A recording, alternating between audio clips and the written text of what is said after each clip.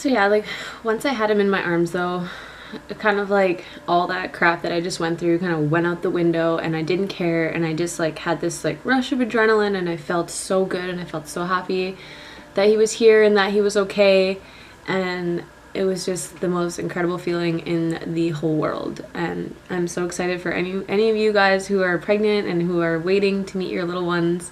I can't wait till you guys get to experience that moment also, because it's like the best thing in the whole world, I swear. So anyway, that first night though was pretty rough, let me say, because of the magnesium sulfate that I was on. Like, it made me so lethargic after, but then I couldn't sleep all night. Like, I don't think that first night that I slept at all. Maybe like I rested for an hour total, but I was just in the bed and I was pretty much cuddling with him in the bed the whole time, the whole night, and nurses had to come in every hour to check my blood pressure, to check my IVs, and to check my reflexes, because one of the like severe or dangerous side effects of magnesium sulfate is loss of the patellar reflex. So yeah, so they had to check that every hour. So good luck trying to sleep when nurses come in every hour to bother you, and then every 2 hours they had to take blood. So I had 2 IVs, one for the magnesium sulfate, one for the penicillin. I had one on this side, on the other side, I think it was just like a Hep block. So basically one that they just kind of had open so that they could come and take blood to measure the levels of magnesium sulfate, because it had to be like monitored so that they could make sure that it wasn't going too high or too low, and that like the dosage had to be constantly monitored pretty much. So yeah, so every 2 hours they had to do that, which a couple of times failed, and they would have to either redo a Hep block or just stab me again and take a different spot just to take blood. So yep, I was just a pincushion pretty much, just covered in freaking IVs and tubes, and oh, it was so bad. So yeah, I didn't sleep at all, and I was like completely out of it. And I swear there were sometimes like I couldn't focus on things. Like the next day I looked like complete shit. Like, I don't know how anyone saw me. Like, I didn't really have any visitors at the hospital other than that first night. My like best friends came, and my family came, and everyone came to meet him, but I didn't really want that many visitors at the hospital in the first place, let alone now when I was on this freaking drug that made me completely out of it. So yeah, that whole like second day after he was born, I was like a mess, and trying to breastfeed him and trying to give him like the colostrum and everything, it was just going horribly, and nurses weren't really being that helpful. In fact, like, because I was so out of it, I couldn't really like focus on what I was doing. Like, I felt like I couldn't look at someone. I couldn't see them. I felt like I was looking at them and I was cross-eyed or something. It was nuts. Like, I couldn't focus, I couldn't do anything. So I was trying to breastfeed, and nurses were not really being that helpful with helping me get him to latch and everything.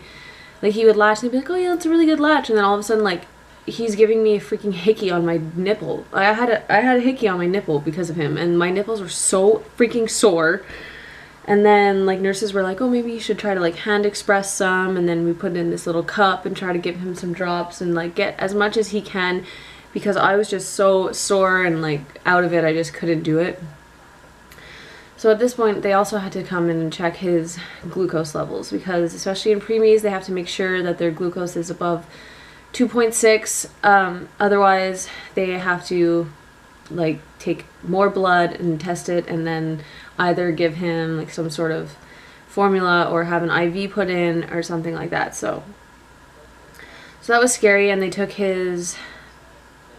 his glucose and it was 2.4. So yeah, it was below 2.6, so that wasn't good.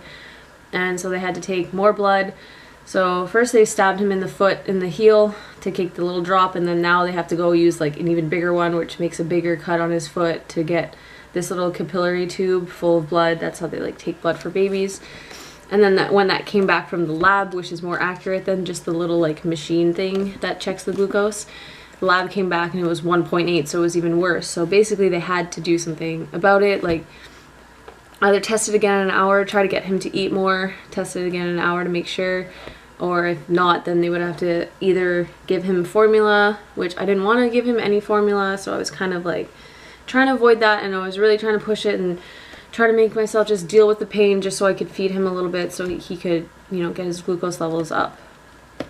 So we tried that, and again, it didn't work, and I wasn't able to really give him that much, and he wouldn't really latch on properly, or he would latch and unlatch and latch and unlatch, and it was so painful that he kept doing that, and I just couldn't handle it with everything going on. So they ended up, or no, then I think the doctor at this point, because it was dropping and it was too long that it had been like low, the doctor, like they had to call the doctor, because this was like in the middle of the night, and they called the doctor to tell him, and he said that he wanted to go ahead and just start an IV on him because it was kind of too late to give him the formula. So they took him away to give him an IV, which made me so sad to think about how much pain and how much he was probably screaming and crying when they did that. And then especially when they brought him back and he didn't even have a freaking IV in him because the nurse couldn't get it. So basically stabbed him in the hand like twice and in his foot, and he had like bruises all over him, and they still couldn't even get the IV in. And then they ended up giving him formula because they couldn't get the IV. So yeah, they couldn't get the IV in, so they gave him a bit of the formula. 15 milliliters, they just like put it in a cup and they feed it to him, and yeah, so hopefully that would work when they brought him back. And then they checked his glucose again, and then it had still, like, I think it was a bit higher from being given the formula for a bit, so it had gone up a little bit. But then again, by the next morning they checked it again and it was below 2.6 again, and so they had to do another capillary blood test on him. So basically stab his little heel again and make him bleed, and this time they had him on me, and he was screaming while they were trying to take the blood because they just have to hold his foot and squeeze his foot until the drops come out, and he was just screaming, and then I just lost it and like started bawling because he was just screaming, and I felt so bad that I couldn't really do anything to help him. I just like felt like a horrible person, like everything was that he had to go through was my fault. Sorry, this is just really hard to talk about because it was a rough few days. So yeah, so they took his blood again and they tested it, and again it was still way too low, and they told me that they could try the formula again. And at this point I was just like, clearly that's not really working. And the nurse was telling me, like, the nurse that was there that day, actually, I really loved her. Like, she was so supportive and so helpful. And like, she knew that I was like struggling with everything, and I knew she just had my best interest, and she was being really supportive and super helpful. And I asked her like what she thought, because they were like, we could either try the IV again or like try the formula again. And at this point I was like, I think we just need to go give him the IV because I can't do this. Like, give him the formula and then it goes up a bit and then it drops again, and then they have to do this blood test again like every hour, and it just drove me insane to see him go through that every hour. So I just agreed to do the IV, and I was like, as long as they can actually get it this time, because last time they freaking just stabbed him a whole bunch of times and they couldn't even get the IV in, and it was just like pointless. And they said that they had the nurse down there in the nursery that was like really good, and that she would get it. And so they took him, and he came back and he had the IV in his hand. So yeah, when they brought him back, he had the IV in, and it felt good because he was okay, and he had the IV in, and I knew that he wouldn't have to deal with any more of like taking the blood every hour like that, because like the little glucose tests I guess were tolerable for him. It was just a tiny poke and then, you know, one drop, and then he was okay. But the ones where they had to like squeeze his feet and squeeze his foot and get like this much of a tube filled with blood, it was just too much to deal with, and seeing him go through that just made me feel horrible. So yeah, so that helped, and he was able to sleep really well, and I was still trying to obviously feed him because it's not, there is a little bit of like dextrose in the IV, so he is getting enough to keep his levels up so that it doesn't go down and it doesn't reach any like dangerous levels or anything. But obviously the whole goal of it is to, you know, be able to feed him and give him enough so that his levels rise enough so that you could take the IV out and that he would be okay to maintain them on his own. So yeah, so finally then after this, that day we ended up moving to the like postpartum ward, because this first night or the first 2 nights we were in the birthing center still, because I was on that drug for the first 24 hours. I had to stay there, and then, which was like the worst night of my life and the worst day ever. But thank God that was over, and once I was off that drug and could get up out of bed, and I took a shower, and I just felt a million times better. And I saw that nurse again, the one that I really loved from the day before, and she came in and she was like, wow, don't you look like a different person today? And she's like, you look so much better. And I was like, I feel so much better, you have no idea. And like, she was just so nice, and I don't even remember her name. I think her name was Diana, but I feel like I might just be making that up at the same time. I almost want to go back and just like give her a hug and like give her something and just tell her how much I appreciated her, and just like, she was just a sweetheart. And like, she helped me with like breastfeeding and just actually helping me how to get him to latch. And she even like, at this point I had like no dignity basically, because my boobs were so sore that I was just like, they were trying to teach me how to like hand express the colostrum, and I would just be like, can you just do it? Like literally the nurse was just like expressing my colostrum for me. And yeah, and they were kind of like laughing. They're like, it's a good thing you have like no dignity at this point. I'm like, I don't even care. And then I was literally walking around topless because I didn't want anything touching my nipples because they freaking killed. And yeah, I just didn't really give a shit. So I was like naked or topless walking around, and everyone saw my boobs, and I didn't really care. It was pretty funny. Anyway, yeah, so that next day I felt so much better, and that's when we had to move to the postpartum ward. And so we did that, and we brought him, and then brought all our stuff over there. And I thought the room would be way shittier, but it was actually really nice. The only thing, it didn't have a shower, but it was our own room, and we had our own little bathroom. And my poor husband, though, they have like the crappiest beds for the guys or for the fathers to sleep on. It's like this crappy chair thing that like extends out into a bed that they can just like sleep on, but it's like the hardest material ever. And yeah, they don't really give much for the guys. But yeah, so we got there, and then they had to do a test for his bilirubin, which was, I think it was 208 when they did it the first time, which they typically for newborns want it to be below 220, so he was okay. But because he's a preemie, or because he was considered a preemie because of his low birth weight, and he was technically a preemie even though he was close to being term, he was small for his gestational age. So they checked his, so basically when that's the case, they want it to be below 180. So the pediatrician that was on call decided that he should start the phototherapy just in case, because they didn't want it to go up any higher than that.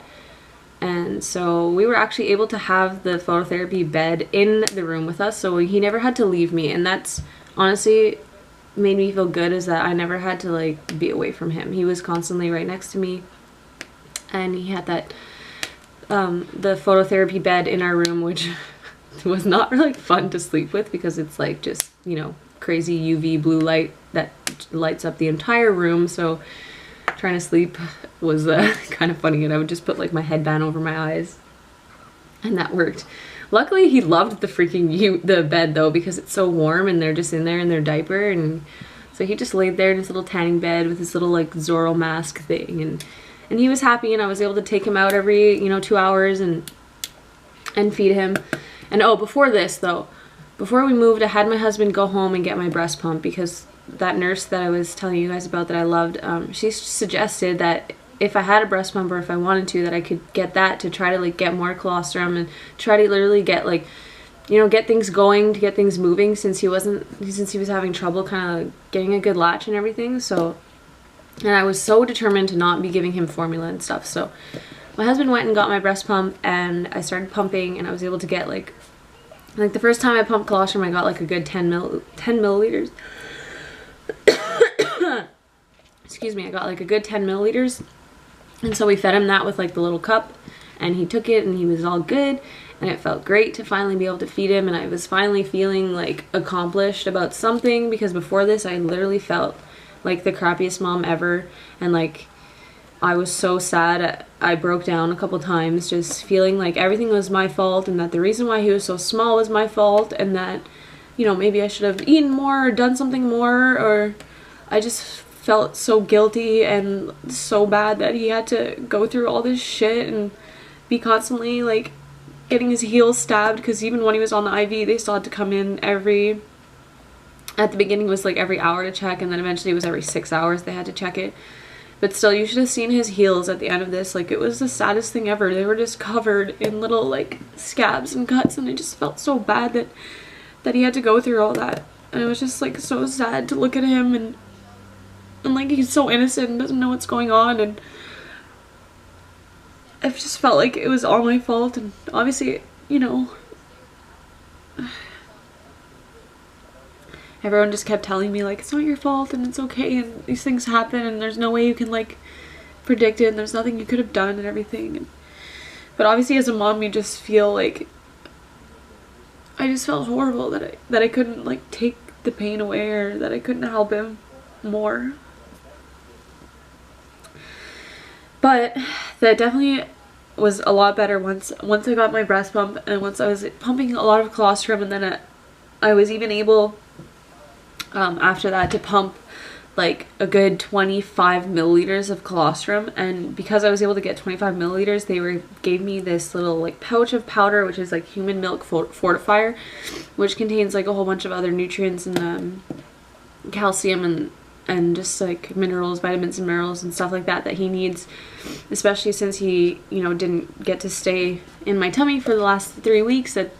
That's really that time when they get a lot of that stuff, so it was good to be able to add that. But you needed to have at least 25 milliliters of either formula or human milk, and obviously the colostrum was the best thing that he could get with that. So I was able to pump enough so that we could put that in there and give that to him, so that felt great. And I was continuing to pump, and my nipples were so sore that I was still trying to feed him. I would still feed him, and he was getting better and better with latching. And then I would pump after also. So basically, like, I was like a cow, constantly either trying to feed him or like pumping, and it hurt, and I didn't even care. Like, I wanted to go through as much pain as I could for him, just to try to make him feel better and help him as much as I possibly could. So then when we saw the pediatrician the next day, after his first like full night in the phototherapy, they had taken his bilirubin again, and it actually had gone up. So basically that just meant that it was like rising that first time that they took it, and that if we hadn't have started the phototherapy, that it could have gone to like pretty dangerous levels. But that now that we had done it, he would have to do it for another night, and then hopefully after that he would be okay, and it would be back under 180, and that he would be able to stop it after that.